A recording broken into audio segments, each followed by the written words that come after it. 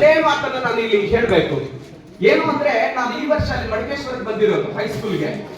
ಆದ್ರೆ ನನಗೆ ಎಷ್ಟು ಅಭಿಮಾನ, ಎಷ್ಟು ಖುಷಿ ಅಂದ್ರೆ ಇದೇ ಶಾಲೆಯಲ್ಲಿ ಕಲ್ತಂತ ಒಂದು ಹುಡುಗಿ ಇನ್ನೊಂದು ಹುಡುಗಿ ಇಬ್ಬರು ಕೂಡ ಅಡ್ಮಿಷನ್ ಬಂದಿದ್ದಾರೆ ನಮ್ಮ ಸ್ಕೂಲ್ಗೆ.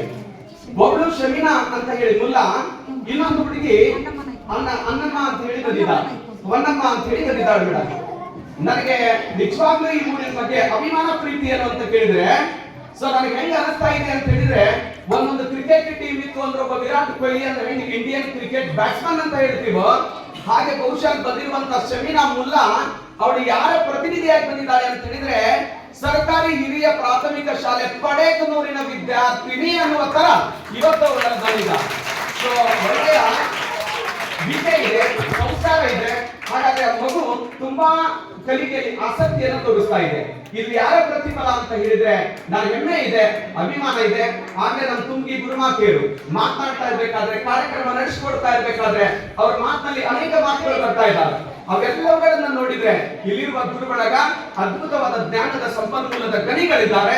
ಅಂತಹ ಗಣಿಗಳು ತುಂಬಿರುವ ಈ ಶಾಲೆಯಲ್ಲಿ ಕಲಿತಾ ಇರುವಂತಹ ಮಕ್ಕಳ ಭವಿಷ್ಯ ಉಜ್ವಲವಾಗಿದೆ ಅನ್ನುವಂತ ಮಾತನ್ನ ಈ ಸಂದರ್ಭದಲ್ಲಿ ಹೇಳ್ತಾ, ಸೊ ಈ ಸಂದರ್ಭದಲ್ಲಿ ನಮ್ಮ ಮಾತೆಯವರಿದ್ದಾರೆ. ಸೊ ಎದುರುಗಡೆ ನಮ್ಮ ಹೇಮಾಭಿರತ ಮೇಡಮ್ ಇತ್ತೀಚೆಗೆ ಈ ಸ್ಕೂಲಿಗೆ ಬಂದು ಜಾಯ್ನ್ ಆಗಿರುವಂತವ್ರು. ಮುಂಚೆ ಅಲ್ಲಿ BEd ಅಲ್ಲಿ ಮುದ್ದೇಡದಲ್ಲಿ, ಸೊ ಮುದ್ದೇಡದಲ್ಲಿ ಒಂದು ಡಿಗ್ರಿ ಕಾಲೇಜ್ ಅಲ್ಲಿ ಇರ್ಬೇಕಾದ್ರೆ ಅಲ್ಲಿ ತಾತ್ಕಾಲಿಕವಾಗಿ ಟೆಂಪರರಿ ಉಪನ್ಯಾಸಕಿಯಾಗಿ ಸೇವೆಯನ್ನು ಸಲ್ಲಿಸ್ತಾ ಇದ್ರು.